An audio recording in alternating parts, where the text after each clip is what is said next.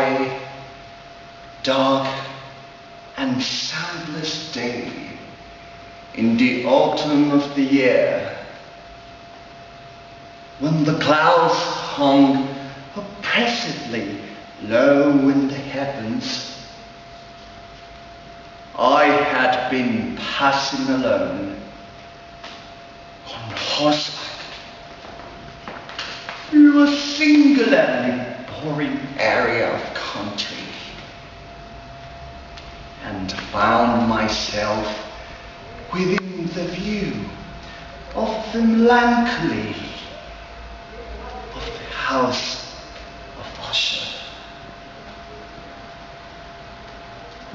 I know not how it was, but with the first sight of the building,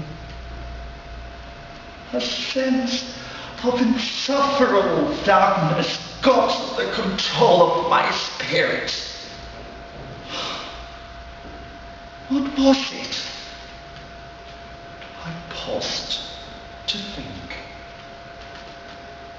What was it that so frightened me in the contemplation of the house of Usher?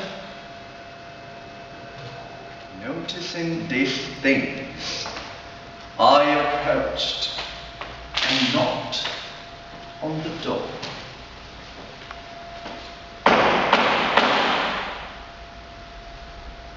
Yes?